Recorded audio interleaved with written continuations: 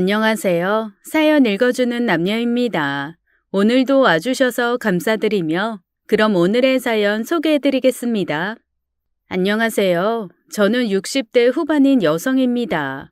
여러분, 겨울바다 좋아하시나요? 전 이상하게 여름보다 겨울바다가 더 좋네요. 여름바다가 아무 걱정 없는 청춘 같다면 겨울바다는 꼭 저 같은 중년 같아요. 비바람, 폭풍 후 다 견디고 변함없이 파도치는 모습이 꼭 제 나이의 인생 같네요. 젊어서 어린 아들과 저만 세상에 던져졌을 때 이 바다가 있어 살 수 있었습니다. 시장 한 구석에 작게 시작한 생선가게로 생계를 이어갈 수 있었죠. 아들은 다 커서 의사가 됐지만 전 여전히 장사를 하고 있어요. 시장 상인들은 이제 이웃이 아니라 가족같이 느껴지고요. 사연 채널도 칼국수집 동생이 알려줘서 듣게 됐습니다. 기막힌 사연 듣다 보면 위안도 되고 제 지나온 세월들도 다시 떠오르네요. 지금이야 시장이 제 집 같지만 처음부터 그런 건 아니었어요. 텃세도 있었고 별의별 손님이 다 있어 울 때도 많았죠. 그래도 아들이 있어 버틸 수 있었습니다. 아무리 힘들어도 아들 입에 밥 들어가는 걸 보면 또 기운이 나더라고요. 석훈아, 하루 종일 뭐 했어? 숙제 다 했어? 엄마, 나 오늘 시험 100점 맞았다? 그리고 엄마, 이것도 봐. 상 받았어. 수학 경시대회 대상. 그리고 이건 과학 독후감 최우수상. 아이고, 이게 다 뭐야. 석훈아, 정말 잘했다. 잘했어. 어릴 때부터 공부를 잘했던 아들은 의대를 졸업해 가정의학과 의사가 됐고 지금은 35이 됐어요. 결혼은 아직 안 했습니다. 못한 건지 안 한 건지 정말 속이 상해 죽겠어요. 크면서 속 한번 안 썩인 우리 아들은 다 늦게 제 속을 애태우네요. 글쎄 녀석이 35이나 됐는데도 장가갈 생각을 안 하는 겁니다. 생긴 것도 훤칠하고 의사에 돈도 모아놨는데 통 결혼할 생각을 안 해서 제가 답답증이 걸렸어요. 그렇다고 제가 아들한테 집착하는 것도 아닙니다. 전 아들 장가가면 혼자 살 거예요. 장사하면서 정든 시장 상인들이랑 늙어갈 계획이죠. 의사 공부하고 자리 잡느라 20대는 다 보냈다 해도 30대 들어서면 데이트도 하고 그럴 줄 알았는데 아무런 낌새가 없네요. 다 큰 자식 억지로 상투 올려줄 수도 없고 콧돌에 꿰어 선자리에 데리고 나갈 수도 없고 속만 타들어갔습니다. 가게에 기운이 없이 앉아있으면 이웃 상인들이 한마디씩 했어요. 왜? 석훈이가 선보러 나가기 싫대? 말도 못 꺼냈어. 눈치를 챈 건지 어쩐 건지 선 얘기만 꺼내려고 하면 날 피해. 자기가 알아서 한다고만 하고 속이 타 죽겠다니까. 기다려봐. 석훈이 지연분 나타나면 가지 말래도 후다닥 갈 거니까. 내일 당장이라도 그랬으면 좋겠네. 우리 석훈인 10살도 되기 전에 아빠를 잃었어요. 집에 빚쟁이가 몰려와 어쩔 수 없이 먼 데로 이사까지 했고요. 집에서 아들만 키우던 제가 하루아침에 나와 장사를 하려니 처음엔 입이 안 떨어졌습니다. 저기 생선 좀 사주세요. 기어 들어가는 목소리로 중얼거리면 누가 생선을 사주겠어요. 이러다간 아들이랑 굶어 죽겠다 싶어서 얼굴에 철판을 깔았습니다. 눈 딱 감고 창고도 빌리고 물건도 대량으로 사기 시작했죠. 죽기 아니면 살기로 덤벼들었습니다. 단골 손님 만들려고 최대한 잘해드리고 별의별 소리를 들어도 웃어 넘겼죠. 노력이 통했는지 장사는 자리를 잡았고 현금이 들어오기 시작했어요. 그때부터 장사가 재미있어졌습니다. 근데 매일같이 생선을 만지다 보니 아무리 잘 씻어도 냄새가 나는 것 같았어요. 석훈이가 12살 땐가 하루는 제가 물었죠. 석훈아, 엄마한테 비린내 안 나? 안 나긴. 근데 괜찮아, 엄마. 그걸 싫어하면 안 되지. 왜 싫어하면 안 되는데? 나 다 알아. 엄마 나 부산 삼촌한테 보내려고 했지? 근데 장사 잘 돼서 안 보내도 되겠다고 통화하는 거 들었어. 엄마 냄새 나는 거 싫어하면 안 되고 감사해야 돼. 학교에서도 애들 다 알아. 엄마 시장에서 제일 가는 수산물 백화점 사장인 거. 뭐? 수산물 백화점 사장? 녀석도 참. 그때 힌트를 얻어 우리 가게 이름은 바다 백화점으로 지었죠. 더 어릴 땐 이런 일도 있었어요. 장사를 하고 있는데 학교에서 전화가 왔습니다. 아들이 친구랑 부딪혀 눈을 다쳤는데 당장 병원에 데리고 가보라는 거였죠. 너무 놀라서 장사하다 말고 병원에 갔는데 사람들이 코를 틀어막더라고요. 저야 이골이 나서 의식도 못했지만 비린내가 진동을 했어요. 전 아들한테 그랬죠. 석훈아, 엄마라고 하지 말고 그냥 아줌마라고 해. 왜 엄마를 아줌마라고 해? 이리 와 엄마, 내 옆에 앉아. 아들 옆에 앉긴 했는데 병원 사람들이 다 코를 싸맸어요.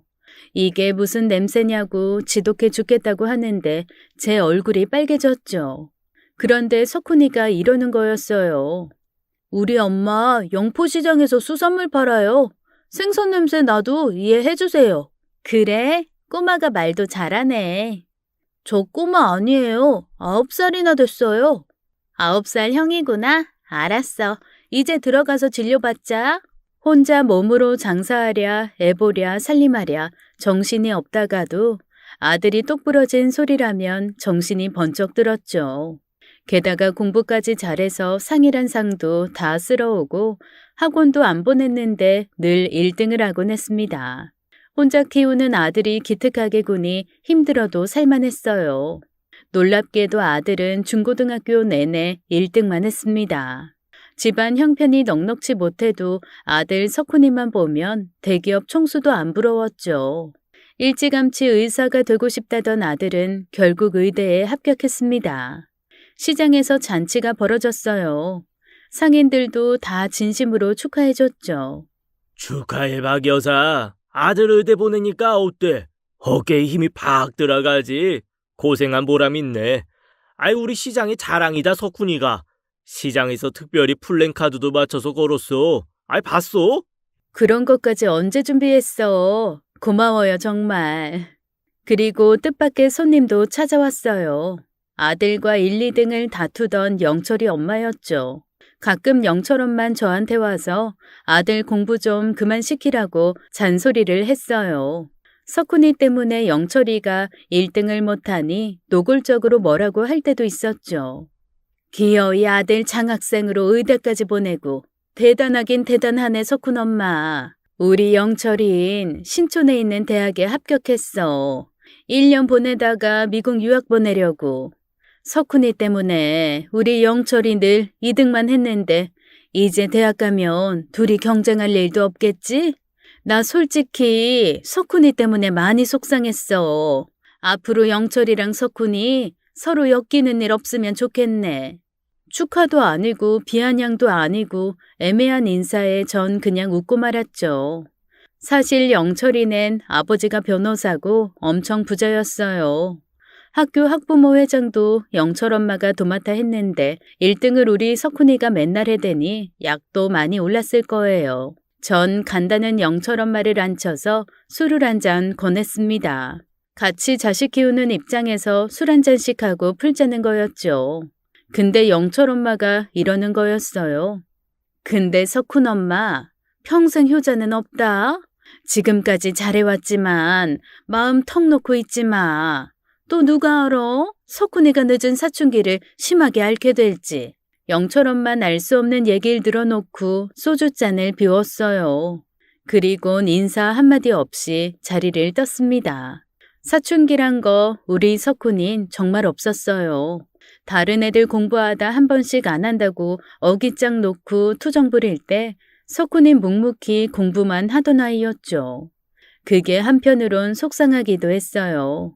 엄마 입장에서 애가 일찍 철든 건 마냥 기뻐할 일만은 아니었습니다. 부모 다 있고 집안 여유 있으면 애가 왜 일찍 철이 들겠어요. 누울 자리 보고 다리 뻗는다고 지가 보기에도 사는 게 어려우니까 어린애 딱지 일찍 떼고 어른처럼 생각하고 행동했던 거였죠. 영철 엄마 말이 딱히 기분 나쁘지만은 않았습니다. 이웃 상인들이 오히려 입을 삐죽거렸죠. 저 옆편네는 부러우면 부럽다고 할 것이지 왜 잔치집에 와서 초를 쳐? 삐딱구도 신고 모피코트 턱 걸치고 부잣집 마나님인 거 한눈에 알겠구만. 굳이 왜 시장까지 행차하셔서 싫은 소리를 늘어놓는데? 석훈 엄마, 저 옆편네 아들이 만년 2등 했다는 개지? 속상하기도 했을 거야. 갔는데 뭘 뒷얘기를 해. 내가 한 잔 따라줄게. 맛있는 거나 들어. 아들은 장학금 받으며 의대 공부를 했고 가정의학과 의사가 됐어요. 잘 자란 아들이 30이 훌쩍 넘었으니 결혼해서 가정 이루는 거 보는 게 욕심이랄 순 없잖아요. 근데 아들은 바윗돌처럼 꿈쩍도 안 했습니다. 선보라고 하면 묵묵부답이고 만나는 아가씨 있냐고 물어보면 자기가 알아서 하겠다고 딱 잘라 말했어요. 결혼 문제만큼은 한겨울 서리발처럼 군이 제 속만 바짝바짝 타들어갔습니다. 누가 청첩장을 주거나 자식 혼사 준비한다는 소식을 들으면 너무 부러웠어요. 며칠 전엔 30살 된 한복집 딸이 결혼을 한다는데 신랑도 동갑이라는 거였죠. 30에 결혼하면 자리 잡고 아기 낳아도 우리 아들 나이가 되고도 남았어요. 숨길 수도 없이 너무 부럽더라고요. 지인들은 저보고 나서보라고 부추겼어요. 하나밖에 없는 아들 총각 귀신 만들 거냐고 해서 정신이 번쩍 들었죠. 절대로 우리 석훈이 노총각 만들 수는 없었습니다. 전 작정하고 아들한테 중매 얘기를 꺼냈어요. 석훈아, 너 올해 35이야. 내일 모레 금방 40 된다. 엄마, 더는 가만 못 있겠다. 네가 의사라고 하니까 선자리가 엄청 들어와. 거절하는 것도 한두 번이지. 여기 사진 좀 볼래? 하나같이 얼마나 곱냐. 다들 집안도 좋고 직업도 좋아. 어때? 한번 만나볼 생각이 있어? 아들한테 안 좋은 소리 들을 각오하고 사진을 들이밀었죠. 그런데 전 뜻밖의 말을 들었습니다. 석훈이가 글쎄 결혼하고 싶은 사람이 있다는 거였어요. 전 기절초풍하게 놀랐습니다. 들어오는 선짜리 다 거절하세요. 저 만나는 여자친구 있어요. 결혼까지 생각하고 있고요. 죄송해요. 그동안 말 못해서. 사정이 있어서 말씀 못 드렸어요. 전 제 귀를 의심했습니다. 아들은 만나는 애인이 있고 결혼까지 생각하고 있었어요. 전 당연히 뛸 듯이 기뻤죠. 있구나. 어쩐지. 이 녀석 왜 여태 말 안 했어? 애인이 있으면 진작 데려오지. 됐어. 그것도 모르고 엄마가 얼마나 마음 졸였는지 알아? 좀 더 확신이 들면 말씀드리려고 했어요. 네가 좋다는 아가씨인데 엄마 마음에 안 들 리가 있겠니? 얼른 아가씨랑 얘기해서 날 잡아. 엄마는 내일이라도 만날 수 있어. 이게 무슨 일이라니? 그 아가씨랑 얼마나 교제했어? 2년 좀 넘었어요. 뭐? 아이고, 입이 아무리 무거워도 그렇지. 슬쩍 눈치라도 줬으면 좋았잖아. 알터니가 쑥 빠진 것 같네. 잘했다, 석훈아. 오래 넘기지 말고 장가 가자. 너무 기뻐서 아들 등을 두드려줬는데 어쩐 일인지 석훈의 표정이 환하지가 않더라고요. 전 쑥스러워서 그런가 보다 하고 넘겼습니다. 그날부터 전 궁금해서 안달이 났어요. 아들이 만나는 아가씨가 너무 궁금해서 일도 손에 안 잡혔죠. 그래도 아들 장가 보낼 생각에 신나기만 했습니다. 2년이나 만났다니 보통 좋아하는 게 아니다 싶었고 당연히 결혼 얘기도 빨리 진행될 줄 알았어요. 그런데 아들은 영 이상하게 굴었어요. 이것저것 물어봐도 대답을 잘 안 하고 언제 만나게 해줄 거냐 물어도 기다려보라고만 했죠. 좋은 사람이라고만 하고 입을 꾹 다물더니 아무 말이 없었습니다.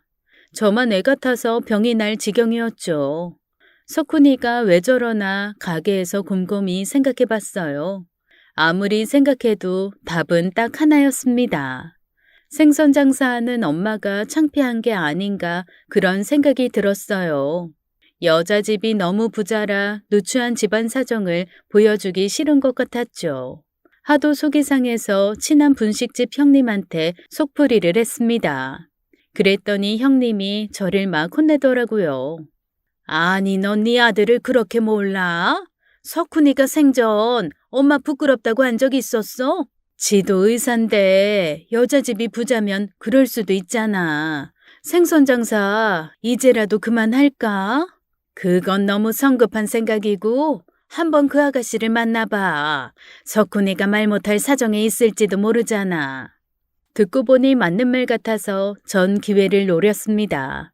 어느 날 아들이 샤워를 한다고 욕실로 들어갔어요. 식탁에 핸드폰을 두고 갔는데 그날따라 핸드폰이 열려 있었죠. 이때다 싶어서 전 아들 여자친구의 연락처를 찾아봤어요. 평소 같으면 어림도 없을 일이었지만 이때만큼은 용기를 냈죠. 통화 목록을 보다가 내 사랑이라고 저장되어 있는 번호를 발견했어요. 분명 아들이 사귀는 여자의 번호였습니다. 전 재빨리 그 번호를 옮겨놓고 모른 척 했어요. 석훈아, 핸드폰 네 방에 갖다 놓을게. 네, 어머니. 석훈이는 아무것도 모르고 씻고 자러 가더라고요. 무슨 범죄를 저지른 것처럼 가슴이 쿵쾅쿵쾅 뛰었습니다. 갑자기 석훈이 애미라고 전화를 하면 그 아가씨가 어떤 반응을 보일까 두렵기도 했지만 꼭 한 번은 만나보고 싶었습니다. 다음 날 오후 전 아들의 여자친구에게 전화를 해봤습니다. 여보세요? 안녕하세요. 저 석훈이 엄마입니다. 네? 어머, 안녕하세요. 목소리가 아주 상냥한 아가씨가 전화를 받더라고요. 전 너무 떨렸지만 준비한 말을 용기 내서 했어요. 내가 아가씨를 꼭 좀 만나보고 싶은데 시간 내줄 수 있어요? 기분 나빴다면 미안해요. 아닙니다. 기분 안 나빠요. 전 괜찮습니다. 저기 회사가 어디예요? 내가 아가씨 편한 대로 갈게요. 그 아가씨 직장은 아들이 일하는 병원과도 가까웠어요. 전 약속을 잡고 신신당부를 했죠. 석훈이한테 말하지 말아달라고요. 아가씨는 알겠다고 하면서 공손하게 전화를 끊었습니다. 통화를 끝냈는데 손이 벌벌 떨리더라고요. 무슨 염라대왕이랑 통화한 것도 아니고 그렇게 긴장될 수가 없었어요. 그래도 목소리가 너무 상냥하고 예뻐서 기분은 좋았습니다.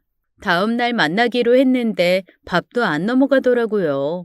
궁금하기도 하고 긴장도 돼서요. 약속 장소에 가면서도 베일에 쌓인 그 아가씨가 너무 궁금했습니다. 한편으론 조마조마하기도 했어요.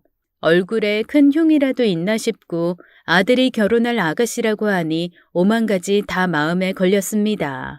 하지만 약속한 카페에 들어가 그 아가씨를 보자마자 걱정이 단번에 사라졌어요. 검은색 원피스를 입고 곱게 앉아 있는데 청순하고 너무 참하더라고요. 혹시 아가씨가 장혜정이에요? 나 석훈이 엄마 되는 사람인데요. 안녕하세요. 처음 뵙겠습니다. 오시느라 힘들진 않으셨어요? 힘들긴. 많이 기다렸어요? 아니요. 저도 지금 왔어요. 첫인상도 그렇게 곱고 참하더니 대화를 나눠보니까 예의도 바르고 마음에 쏙 들었습니다. 이런 괜찮은 아가씨를 아들이 왜 안 보여줬는지 이해가 가지 않았어요. 그런데 아가씨 얼굴을 가만히 보니까 낯이 많이 익더라고요. 우리 석훈이랑 웃는 모습이 비슷해서 그런가 무척 낯이 익네요. 그런 얘기 많이 들었어요. 석훈 씨랑 제가 닮았다는 얘기요. 천생연분인가 보네. 난 솔직히 석훈이 빨리 장가 보내고 싶어요. 그래서 아가씨도 빨리 보고 싶었는데 녀석이 통 움직이질 않는 거야. 내가 이렇게 나선 것도 너무 조바심이 나서 그랬어요. 둘이 결혼할 마음이 확실하면 얼른 결혼해요. 상견례도 할 겸 아가씨 부모님도 한번 뵙고 싶은데 어때요? 그런데 내내 밝았던 혜정의 얼굴이 순식간에 어두워지더니 말을 잘 잇지 못했습니다. 전 무슨 말실수라도 한 줄 알고 긴장했죠. 사실 부모님은 모두 돌아가셨어요. 뭐라고? 아유, 저런. 언제?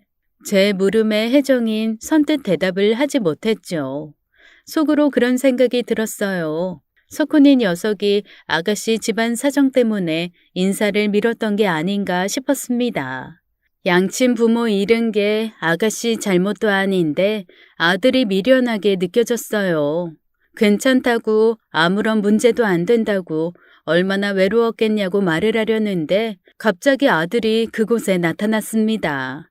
얼마나 급하게 달려왔는지 이마엔 땀이 나 있고 의사 가운을 그대로 입은 채였어요. 석훈아. 별일 없었어? 혜정아, 어머니 마음대로 이러시면 어떡해요? 이제 그만 가세요. 석훈아, 너 왜 그러냐? 말 안 하고 혜정이 만난 건 미안하지만 왜 엄마한테 그렇게 말해? 그만 가세요. 얘 바쁜 애예요. 집에서 저랑 얘기하세요. 혜정아, 일어나. 얼른 회사에 가 있어. 생전 그런 적 없던 아들은 막 화를 내면서 저를 억지로 일으켰어요. 혜정이한테도 빨리 회사에 가라고 등을 떠밀고요. 전 너무 당황해서 할 말을 잃었습니다. 그런데 그 아가씨가 아들의 팔을 뿌리쳤어요. 그러면서 저한테 고백할 게 있다고 하더라고요. 석훈인 더 당황하면서 왜 이러냐고 아가씨를 말렸죠. 전 어리둥절해서 눈만 깜빡거렸고요. 혜정인 단호하게 이렇게 말했습니다. 석훈 씨, 어머니한테 평생 거짓말을 하면서 살 순 없잖아. 안 그래? 거짓말이라니. 얘들아, 무슨 일이야? 아가씨의 말에 석훈인 제 팔을 잡고 있던 손을 힘없이 놓더라고요. 우리 셋은 다시 테이블에 앉았습니다. 애들 표정이 심상치가 않았어요. 그리고 청천벽력 같은 이야기를 듣게 됐죠. 아들은 고개를 푹 숙이고 제 얼굴을 보지도 못했습니다. 말씀드릴 게 있어요. 제 아버지 성함이 기자 훈자이십니다. 뭐? 순간 정신이 아득해지면서 분노가 치밀어 올랐습니다. 절대로 떠올리고 싶지 않은 그 이름이 아들의 여자친구 입에서 나온 거였어요. 장기훈? 네가 장기훈 딸이라고? 그게 정말이냐? 네. 이럴 순 없다. 이럴 순 없어. 그 이름 석자를 듣는 순간 온몸의 피가 차갑게 식는 것 같았어요. 절대로 잊을 수 없는 그 이름은 한평생 제 가슴 속에 대모처럼 박혀 있었어요. 큰 충격을 받은 전 의자에 힘없이 늘어졌습니다. 놀란 아들이 절 부르는 소리에 간신히 눈을 떴어요. 눈앞에 아들과 장기훈의 여식이 나란히 앉아있는 게 보였죠. 눈에 불꽃이 튀고 속에서 천불이 솟아 가만히 있을 수가 없었습니다. 전 벌떡 일어나 고래고래 소리를 질렀어요. 이런 말도 안 되는 일이 어떻게 생겨? 석훈이 너, 네가 어떻게 장기훈 딸을 만나? 어떻게 원수 집안의 딸을 만나 결혼할 생각을 할 수가 있어? 이래서 말을 못 꺼낸 거야? 차마 입이 안 떨어졌어? 둘이 당장 헤어져라. 내 눈에 흙이 들어가기 전엔 절대 결혼 못해. 너무 화가 나고 온몸이 부들부들 떨려서 더는 거기 있을 수가 없었어요. 전 카페를 뛰쳐나왔고 아들이 뒤따라 나와 저를 잡았습니다. 어머니, 다 지난 일이잖아요. 제가 왜 말을 못 꺼냈겠어요. 죄송해요. 잘못한 것도 알아요. 하지만 어쩔 수가 없어요. 저도 혜정이도 헤어질 수가 없다고요. 너무 화내지 마시고 한 번만 저희 입장에서 생각해 주세요. 네? 그래, 아무리 착한 자식이라도 한 번은 불효를 한다더라. 석훈아, 그래도 이건 아니지. 저 아가씨 아버지 장기훈 때문에 네 아버지 세상 뜨고 우리 집안 폭삭 망했어. 너 그거 모르는 거 아니잖아. 철천지 원수라는 말 몰라? 어떻게 원수 집안 딸을 만나서 연애를 할 수 있냐? 그 여자애랑 정리해라. 지금 당장. 전 아들을 뿌리치고 길을 건너 택시를 탔어요. 너무 기가 막힌 상황에 얼이 빠져버렸습니다. 집에 돌아와 털썩 주저앉았죠. 현관에서 신발도 못 벗고 앉아 옛날 생각에 빠졌습니다. 장기훈, 그 사람은 우리 집에서 정원이를 봐주던 사람이었어요. 아들이 어렸을 때 저도 사모님 소리 들으며 떵떵거리며 살았습니다. 남편 사업이 잘 돼서 아들 낳고는 세상 부러울 거 없이 살고 있었죠. 넓은 정원 딸린 커다란 2층 집에 일해주는 사람도 많았어요. 남편이 인쇄업을 했는데 사업 수완이 있어서 한마디로 대박이 난 거였습니다. 그땐 핸드폰 컴퓨터도 없어서 책을 무조건 사서 보던 때였어요. 석훈인 우리 부부의 외동아들이었고 전 남편이 주는 돈으로 사모님 소리 들어가며 호강하며 살고 있었죠. 장기호는 정원 일도 보고 망가진 게 있으면 수리를 도맡아 했어요. 그러던 어느 날 집에 불이 났습니다. 원인을 알 수 없는 화재였고 모두가 잠든 한밤중에 일어났죠. 번지는 불과 지독한 연기에 사람들이 뛰쳐나오고 난리가 났을 때 장기훈이 안방 금고에 있었던 현금과 금덩어리 보석을 모두 들고 달아났어요. 경찰에 신고도 해봤지만 이미 잠적해서 잡을 수도 없었죠. 남편은 은행도 못 믿어 많은 현금을 집에 두고 있었어요. 이 일로 남편은 큰 충격을 받아 쓰러졌고 뇌경색으로 결국 사망에 이르게 됐죠. 남편이 없으니 사업도 경영이 안 돼서 결국엔 망했고요. 전 그렇게 빈털터리가 됐고 먹고 살기 위해 타지에서 생선 장사를 시작한 거였습니다. 우리 석훈인 6살 때부터 아빠를 부를 수 없었어요. 전 눈물로 생선을 다듬어야 했고요. 장기훈이란 인간은 저와 아들의 인생을 송두리째 망가뜨린 장본인이자 철천지 원수였어요. 그런데 그놈의 딸이 석훈이랑 결혼까지 하겠다니 정말 기가 막혔습니다. 전생에 무슨 악연을 진 건지 재산도 모자라 이젠 아들까지 빼앗으려 하는지 믿을 수가 없었어요. 그때 화재도 장기훈이 낸 거라 확신하고 있었죠. 전 가슴을 치며 울다가 잠이 들었습니다. 자다 깨면 차디찬 바닥에서 뒹굴며 통곡을 했어요. 그날 밤 아들은 집에 들어오지 않았습니다. 이틀 뒤 겨우 정신을 수습하고 장사 나갈 준비를 했어요. 아들도 꼴 보기 싫고 살기가 싫었지만 집에만 있다간 말라 죽을 것 같았습니다. 그런데 그 꼭두 새벽에 아들과 장기훈 딸이 찾아왔어요. 아들 곁에 서 있는 혜정이란 애는 보기만 해도 소름이 끼쳤습니다. 낯이 익었던 이유도 제 아버지를 꼭 닮아서였어요. 여기서 뭐 하는 거야? 그만 가라. 둘 다 꼴도 보기 싫어. 어머니, 저희 앞으로 매일 올 거예요. 허락해 주실 때까지 매일요. 죄송해요. 진심이에요. 그렇지만 어머니, 저희 못 헤어져요. 한번 헤어져도 봤어요. 저희도 노력했다고요. 근데 실패했어요. 저도 혜정이도 이제 못 헤어져요. 어머니, 저희 허락해 주세요. 한 번만 다시 생각해 주세요. 석훈이 네가 어떻게 이럴 수 있어? 너 6살 때부터 아빠 소리도 못하고 컸어. 그때 너랑 나 굶어 죽을 뻔했어. 누구 때문인 줄 알아? 다 장기훈 때문이라고. 주인 배신한 도둑놈의 딸이랑 결혼을 한다는데 허락하는 어미가 세상 천지에 어딨어? 가라. 다시는 이 집에 발도 들여놓지 마. 제 한 맺힌 절규에 아들은 무릎을 꿇고 울었고 장기훈의 딸 역시 얼굴이 눈물로 범벅이 됐어요. 제 가슴도 찢어질 것만 같았습니다. 전 뒤도 안 돌아보고 집을 나와 장사를 하러 갔죠.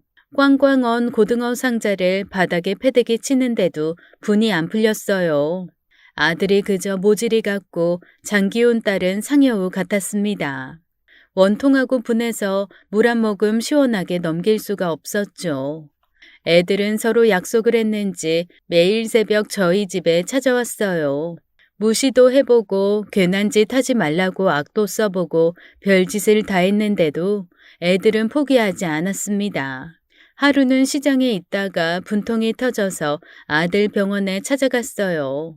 헐레벌떡 나온 아들을 붙잡고 물었죠. 모르고 만났어도 두 집안 악연인 거 알았으면 헤어져야지. 일을 이 지경까지 끌고 와? 세상에 여자가 걔 하나야? 왜 안 헤어지고 버티는 거냐? 애미 복장 터져 죽는 꼴 보고 싶어? 알고 보니 둘은 여러 사람 모이는 동호회 같은 데서 만난 거였어요. 아들 말로는 자기가 먼저 관심을 보였다고 했습니다. 연애한 지 1년이 됐을 때 그 애의 부모 납골당을 따라갔대요. 그리고 알게 됐다는 거였습니다. 석훈이도 큰 충격에 빠졌고 일주일 동안 고민하다 그 애한테 털어놨대요. 다 털어놨어요, 제가. 하나도 남김없이 혜정이한테 다 말했다고요. 전화기나 충격이 얼마나 컸는지 아세요? 그리고 헤어졌어요. 1년 동안. 우리 정말로 헤어졌다고요.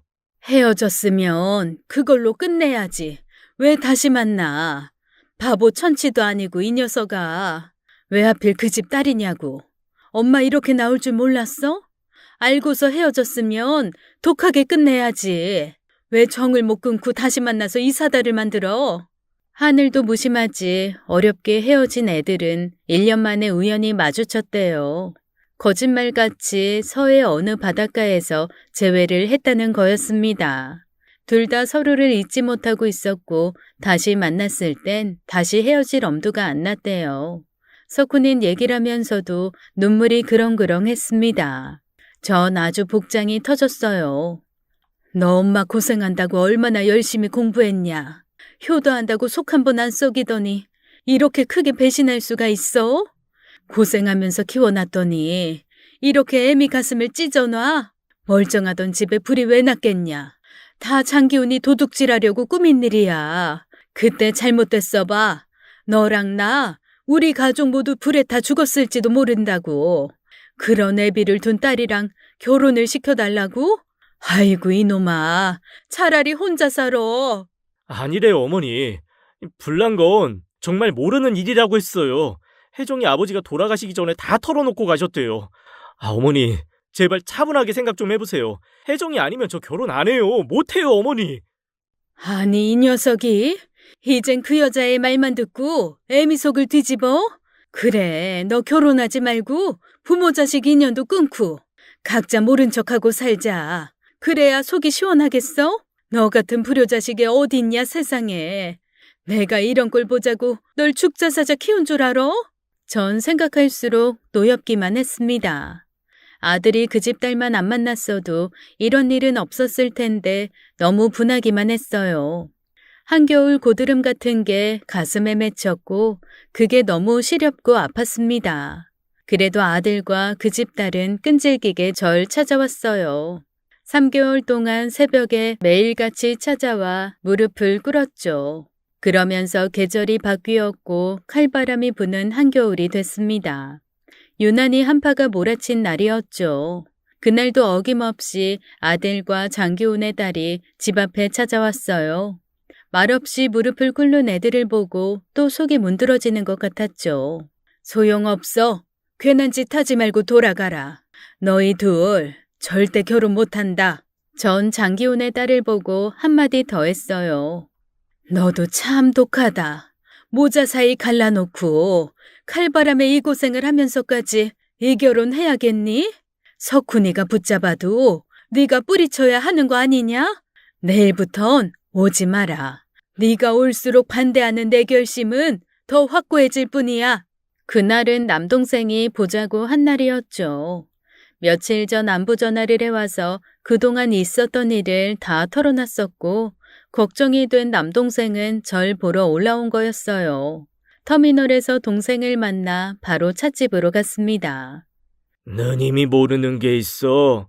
이 장기훈 얘기만 하면 누나가 치를 떨어서 그동안 말 못한 게 있다고. 내가 뭘 모르는데?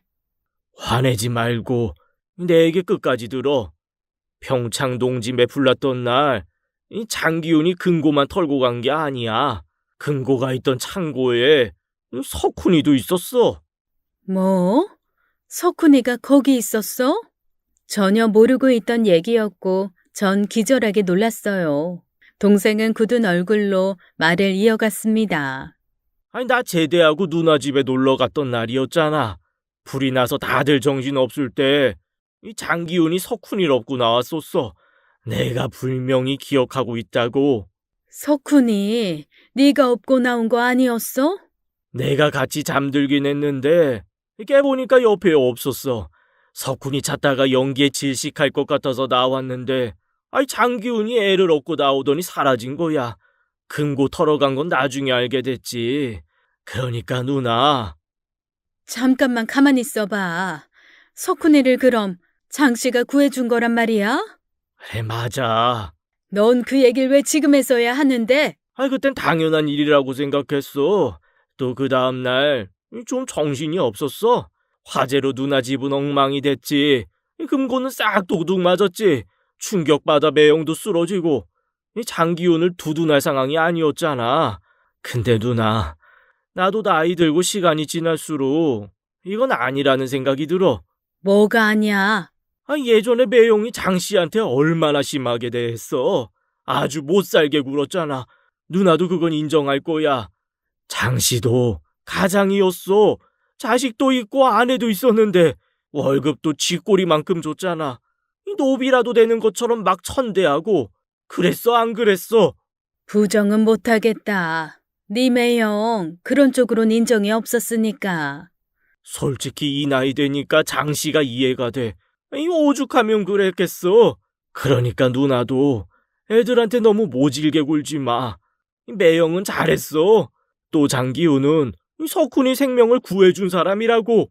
그래도 남의 재산을 다 갖고 도망가면 돼? 그런 짓까지 하면 안 되지. 우리 석훈이만 구해줬으면 철천지 원수가 됐겠니? 모든 일엔 책임이 따르는 거야. 말은 그렇게 해도 전 큰 충격을 받았습니다.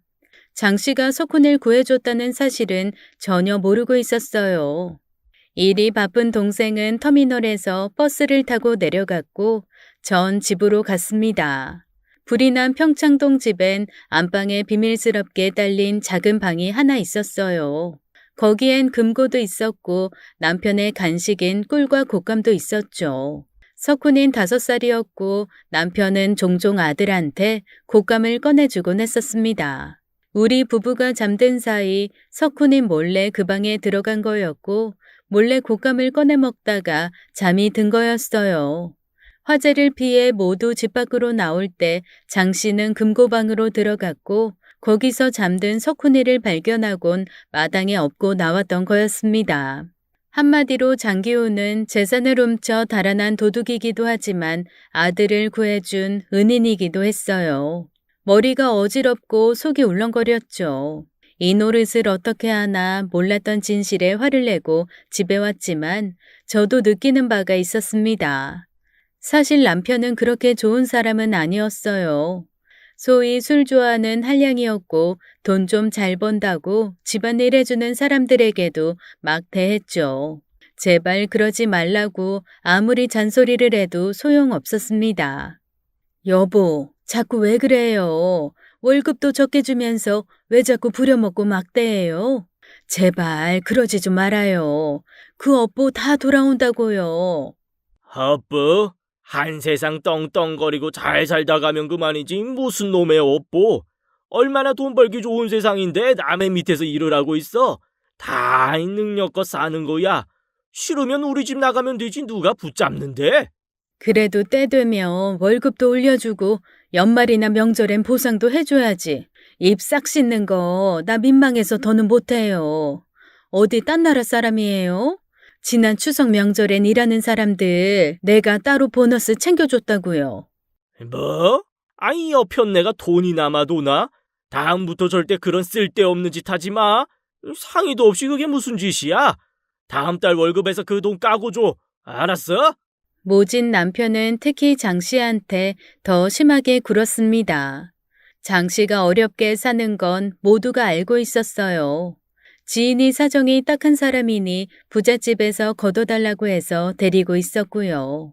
딸이 하나 있는데 아내가 출산 후 몸이 자주 아프다고 했어요. 사정이 좋지 않으니 가부를 해달라고 한 적도 있었고요.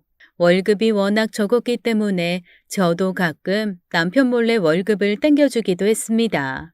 남편은 집에서나 회사에서나 왕처럼 굴었어요. 본인도 어려웠던 시절이 있었으면서 유세가 대단했죠.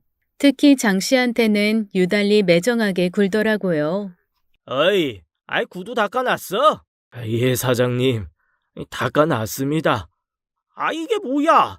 손자국이 남았잖아. 아이, 다시 닦아! 시키는 일도 제대로 못하고 멍청하기는. 아이, 그러고도 뻔뻔스럽게 월급을 따박따박 받아가?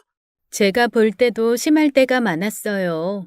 남편은 주사도 좀 있었는데 술만 마시고 오면 장 씨를 찾았습니다. 화풀이 대상으로 장 씨를 그렇게 괴롭혔죠. 심란한 마음으로 집에 도착한 전 깜짝 놀랐습니다. 아들과 장 씨 딸이 여전히 마당에서 무릎을 꿇고 있었어요. 하필 그날은 눈도 내리고 칼바람이 부는 날이었습니다. 둘은 손을 꼭 붙잡고 덜덜 떨면서도 버티고 있었던 거였죠. 속이 그렇게 상할 수가 없었습니다. 너희 진짜 이럴래? 이래도 아무 소용없어. 당장 일어나라. 어머니, 제발 허락해 주세요. 네? 저 혜정이 포기할 수 없어요. 이 녀석아, 내가 이 말까지 해야겠어? 선택해. 얘야, 네 엄마야. 그런 말이 어디 있어요?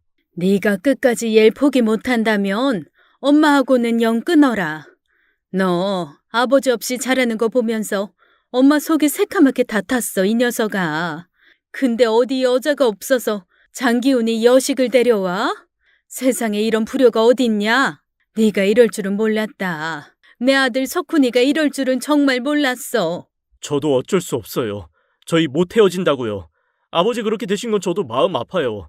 근데 어머니, 저랑 혜정이가 잘못한 거 없잖아요. 어머니 아들로 그분 딸로 태어난 것 뿐이잖아요. 저희 다른 사람과는 결혼 못 해요. 어머니, 어른이시잖아요. 이번 한 번만 허락해 주세요.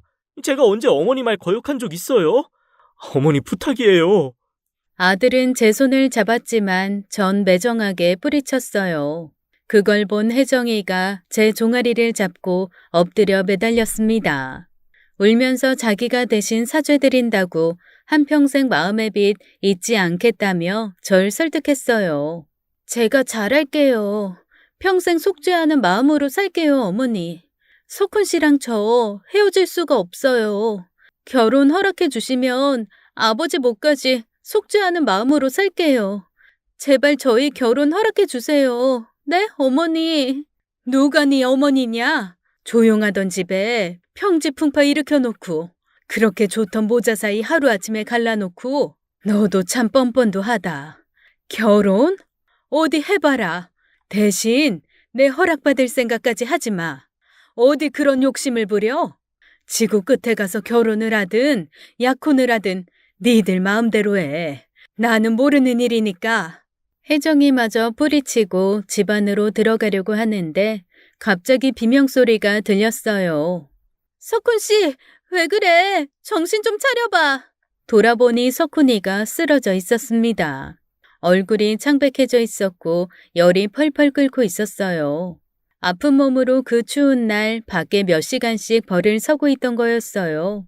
전 급하게 구급차를 불렀고 아들은 응급실로 실려갔죠. 손발이 벌벌 떨리고 심장이 터질 것 같았습니다. 내가 무슨 짓을 한 건지 아들이 이대로 잘못되면 어떻게 하나 눈앞이 캄캄했어요. 다행히 석훈이는 조치를 받고 깨어났고 큰 이상은 없다는 얘기를 들었죠. 전 혜정이한테 돌아가라고 했습니다. 이제 가라. 석훈이도 깨어났고 나도 피곤해. 너도 집에 가서 잘 생각해봐. 둘이 이러는 게 잘하는 짓인지. 하지만 혜정이는 석훈이 곁을 떠나지 않았어요. 울고불고 하면서 곁에만 있게 해달라고 회복하는 거 보고 가겠다고 해서 두 손 두 발 다 들었습니다. 응급실을 나오는데 머리가 어지럽고 쓰러질 것 같았어요. 그날 하루 연달아 큰 충격을 받아서인지 몸이 말이 아니었죠. 언제 뒤따라 나왔는지 혜정이가 절 부축해 주더군요. 입이 바짝바짝 마르고 눈앞이 어지러웠습니다. 전 어쩔 수 없이 택시를 타고 집으로 향했어요. 두근거리는 심장을 가라앉히려 약을 먹고 한숨 돌려야 했죠. 남동생한테 들은 얘기와 아파서 쓰러진 아들 생각, 울고불며 아들을 감싸 안던 혜정이가 떠올랐습니다. 그냥 눈물이 흘렀어요. 한동안 잊고 살았는데 그날은 남편이 원망스럽기만 했습니다. 그러게, 내가 뭘 했어요? 사람한테 잘하라고 했잖아요. 장 씨랑 그런 일만 없었어도 애들이 왜 이런 고생을 해요? 내가 죽도록 반대할 일도 없을 거 아니에요. 하늘에서 다 보고 있어요? 일을 어쩔 거예요? 나는 이제 어떻게 하냐고요? 울고 있는데 남동생에게 전화가 왔어요. 제가 사정 얘기를 하니까 혀를 차더라고요. 자식 이기는 부모 세상 천지 못 봤다고 저한테 고집 그만 부리라고 했습니다. 이 석훈이가 지금껏 효도했으면 됐지. 무슨 욕심을 더 부려. 걔가 어릴 때부터 뭐 사달라고 비싼 거 내놓으라고 누나 힘들게 한 적 있어? 차라리 그게 낫겠다. 그런 거면 빚을 져서라도 사주겠어. 누님도 참 딱하오. 시간이 그렇게 많이 지났는데 용서가 안 돼. 막말로 장기훈이 매형을 어떻게 하기라도 했어. 자식도 있는 사람한테 하도 악랄하게 구니까 순간적으로 앙심을 먹었겠지. 그리고 석훈이 생명을 구해줬는데 아직도 마음이 안 돌아서 하나밖에 없는 아들 응급실에 실려가는 것 보고도 이래. 한치 건너 두치라고. 네 자식이 그래봐라. 마음이 쉽게 돌아서나. 20년 넘게 원망하며 살았던 집안이야. 그런 집 딸을 며느리로 들이는 게 넌 쉽겠어? 고집도 적당히 부리셔. 이러다 그 둘이 잠적이라도 하면 이 누님은 살 수 있겠어? 내 말이 심하다고 하지 말고 이 마음 돌려. 아예 얼른 병원에 나가. 결혼은 반대하면서 그 아가씨 밤새도록 석훈이 간호하게 둘 거야. 전 몸을 다시 추스르고 택시를 탔습니다. 화를 내는 동생이 야속하지도 않았어요. 뒤집어 생각해보면 동생 말이 다 맞았어요. 장 씨는 어떻게 보면 원수가 아니라 우리 석훈이 생명을 구해준 생명의 은인이었죠. 하지만 너무 오랜 세월 원망하며 살다 보니 생각을 한꺼번에 뒤집기가 어려웠어요. 아들은 병실로 올라가 있었습니다. 슬쩍 들여다보니 아들은 잠들어 있었고 혜정인 보호자 의자에 앉아 침대에 엎드려 자고 있었죠.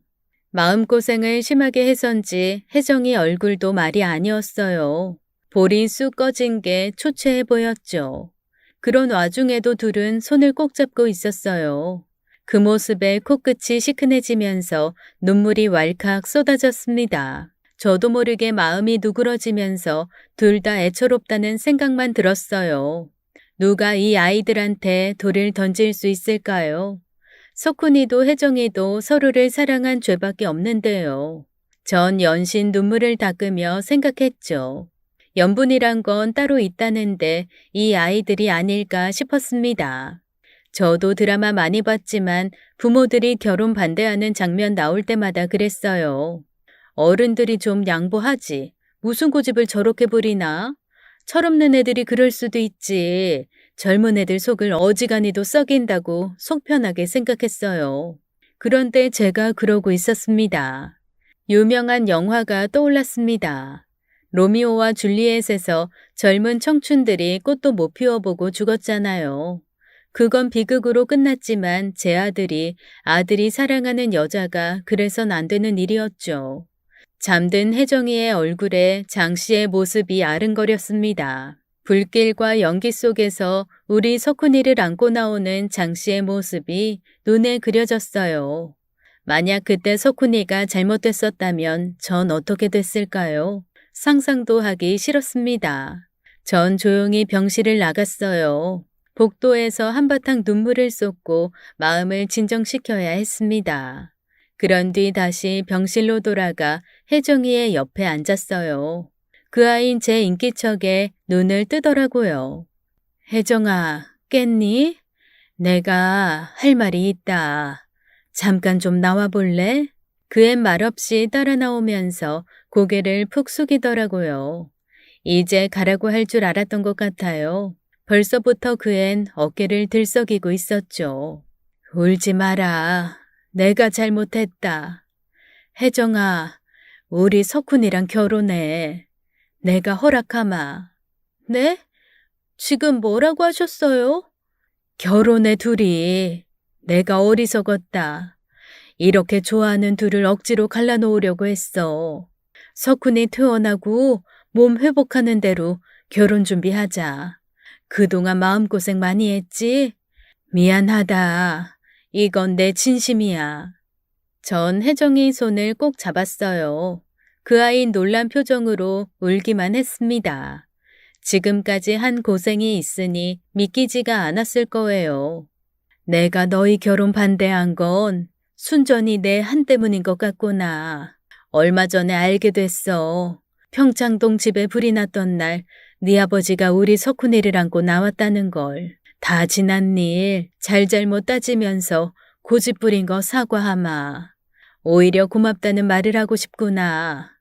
네 아버진 석훈이 생명의 은인이야. 둘이 결혼해서 잘 살아.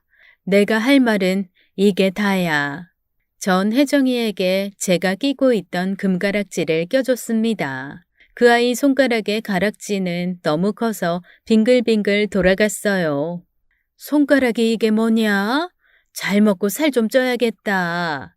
어머니, 저 믿기지가 않아요. 정말 허락해 주시는 거예요? 전 고개를 끄덕이며 혜정이를 꼭 안아줬어요. 금가락지는 저도 시어머니한테 받은 거였습니다. 며느리 생기면 주려고 했던 반지인데 지금껏 간직하고 있었어요. 늘 끼고 있었기 때문에 집에 큰 불이 났을 때도 유일하게 잃어버리지 않고 있었죠. 혜정인 반지를 보고 울다가 웃다가 하더라고요. 이 아이가 웃는 건 그때 처음 봤어요. 눈물 범벅인 얼굴로 활짝 웃는데 세상에 선녀처럼 예뻤습니다. 늘 울리기만 했던 게 미안할 정도였어요. 다음 날 아침 눈을 뜬 아들이 저를 보더니 혜정이 어디 갔냐고 묻더라고요. 전 어젯밤에 있었던 일을 얘기해 줬습니다. 심각한 얼굴로 듣던 아들의 얼굴에 화색이 돌았어요. 정말요? 정말요, 어머니? 허락해 주시는 거예요? 그렇다니까. 둘이 결혼해서 알콩달콩 잘 살아. 엄마는 더 바라는 것도 없어. 어머니 고맙습니다. 고맙습니다, 어머니. 아들은 벌떡 일어나 저를 얼싸 안았어요. 석훈이의 밝은 얼굴을 본 게 언젠지 기억도 나지 않았는데 간만에 기뻐하는 모습을 보니 제 마음도 후련하고 아주 개운했어요. 진작 허락해줬으면 좋았을 텐데 제 마음이 일찍 돌아서지 않은 게 미안할 뿐이었습니다. 아들은 그날 당장 퇴원했고 혜정이를 만나러 나간다고 했어요. 보나마나 둘이 펑펑 울게 뻔했습니다. 전 손수건을 챙겨주면서 말했어요. 혜정이 너무 울리지 말고 보양식이라도 사주라고요. 너무 말라서 걱정이라고 밥 먹이게 언제든 데리고 오라고 하니까 아들이 절 덥석 안았어요. 이제 우리 어머니답네. 그동안 내가 얼마나 속상했는지 알아요? 너만 그런 줄 아냐? 나야말로 집 나간 아들이 돌아온 것 같네. 저흰 모처럼 마주보고 행복하게 웃었습니다. 그날 이후 모든 게 빠르게 진행됐죠. 결혼 날짜도 잡고 식장도 일사천리로 잡더니 집을 보러 다니자면서 저를 그렇게 불러내는 거였어요. 전 둘이 알아서 하라고 했지만 혜정이가 절 가만히 두지 않았습니다. 친정 엄마도 안 계신데 혼자 결혼 준비하려니 허전하고 서럽다면서 도와달라고 하는 거였어요. 전 예비 며느리와 함께 부엌 살림도 사러 다니고 이것저것 구경 다니면서 데이트도 많이 했죠. 꼭 딸이 하나 생긴 것처럼 너무 좋더라고요. 전 며느리가 될 아이에게 해주고 싶은 걸 마음껏 해줬습니다. 그동안 안 쓰고 모은 돈으로 화장품부터 폐물까지 모자람 없이 해줬어요. 혜정이 너무 과분하다고 했지만 사실 해주고 싶은 건 더 많았습니다. 내가 그랬잖니. 돌아가신 사돈 어른이 석훈이 생명의 은인이라고. 그동안 갚아야 할 거 지금 갚는 거야. 아무 소리 말고 받아라. 마음 같아선 더 해주고 싶어. 어머니 아니에요. 지금까지 해주신 것만 해도 충분해요. 아니 넘쳐요. 정말 고맙습니다. 그럼 너 내 부탁 하나만 들어주련? 너 저번에 보니까 바쁘다고 점심도 거르는 것 같더라. 앞으론 절대로 끼니 거르지 마. 굶지 말고 뭐라도 챙겨 먹어. 그러다 개미어리도 없어지겠다. 건강이 제일 중요해. 알았지? 애들은 집에 자주 왔어요. 아들과 둘만 있던 밥상에 혜정이까지 있으니까 더 푸근하고 좋더라고요. 하루는 애들 보내고 설거지를 하는데 그런 생각이 들었어요. 남편이 망한 건 자업자득이란 생각이 들더군요. 워낙 돈밖에 모르고 유세가 심한 양반이어서 업계에 안 좋은 소문도 돌고 있었고 집으로 가끔 협박 전화도 왔었습니다. 남편은 오로지 돈밖에 몰랐고 인정이라는 게 없어서 원한을 많이 사고 다녔어요. 그런 걸 장씨만 탓하고 살았으니 저도 참 못났다는 생각이 들었죠. 장씨는 혜정이가 어렸을 때 폐결핵에 걸려 힘들게 세상을 떴다고 들었어요. 혜정이 어머니도 투병하다가 5년 전 생을 마감했고요. 어느 날 혜정이가 저한테 통장 하나를 내밀었습니다.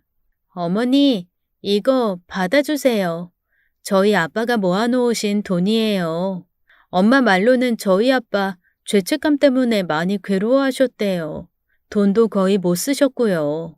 그리고 그때 화재는 아빠가 낸 게 아니라고 그것만은 꼭 밝히고 싶다고 엄마한테 두고두고 말씀하셨대요. 제가 대신 사죄드리고 싶습니다. 이 돈 주인은 따로 있다고 늘 그러셨대요. 이거라도 드리고 싶어요. 어머님이 저희 결혼 허락해 주신 거 정말 어려운 결정이라는 거 저 잘 알고 있어요. 제가 잘할게요, 어머니. 통장에는 3억이라는 돈이 들어있었고 정말 깜짝 놀랐습니다. 전 혜정이한테 이런 얘기를 한 적이 있어요. 제 선에서 집안 사이의 악연을 끊겠다고요. 그런데 그 악연은 이미 끊어진 거나 마찬가지였습니다. 전 혜정이의 마음이 너무 고마웠고 한편으로는 감동했어요. 전 그 통장을 다시 혜정이한테 돌려줬습니다. 이거 난 필요 없다. 사돈 어른이 우리 집에 진 빚은 없어. 우리 석훈이 구해준 걸로 다 하셨다. 말했다시피 석훈이 아버지가 잘못을 많이 했어. 그건 내가 대신 사과하마. 우리 이걸로 과거의 일은 다 잊고 새 출발하는 게 어떻겠니? 좋은 것만 보고 좋은 생각만 하면서 한 가족으로 행복하게 살자꾸나. 혜정이와 전 부둥켜 안고 마지막으로 실컷 울었습니다. 그로부터 3개월 후 아들과 혜정인 하객들의 큰 축복 속에 행복한 결혼식을 올렸어요. 제 아들 며느리라서가 아니라 그 둘은 하늘에서 맺어준 인연이 꼭 맞았습니다. 어찌나 예쁘고 멋있던지 보는 사람 모두가 감탄을 했죠. 둘이 척 봐도 천생연분이구만. 난 저렇게 예쁜 신부는 또 처음이네. 석훈이야 워낙 멋있고. 아이 박 여사 울어? 울긴 누가 운다 그래? 이런 날 울어도 뭘 할 사람 아무도 없어. 아이 실컷 울라고. 기뻐서 우는 건 괜찮아. 결혼식은 성황리에 끝났습니다. 사실 기쁜 일은 하나 더 있었어요. 우리 며느리는 뱃속에 새 생명을 잉태하고 있었죠. 태명도 행복이라고 지었더라고요. 아들 내외는 가까운 제주도로 신혼여행을 갔고 전 홀가분함과 섭섭함을 동시에 느끼며 숨가쁘게 준비해온 혼사를 마무리 지었습니다. 로미오와 줄리엣이 될 뻔한 아들과 며느린 행복한 이야기의 주인공이 됐네요. 전 제 바람대로 시장에서 장사 열심히 해가며 태어날 손주를 기다릴 생각입니다. 생각만 해도 너무 흐뭇하네요. 고생 끝에 낙이 온다는 말 제가 경험하고 있습니다. 제 사연은 여기까지예요. 긴 이야기 들어주셔서 감사합니다. 오늘도 끝까지 함께 해주신 여러분 감사드리며 저희는 다음 사연으로 돌아오겠습니다. 감사합니다.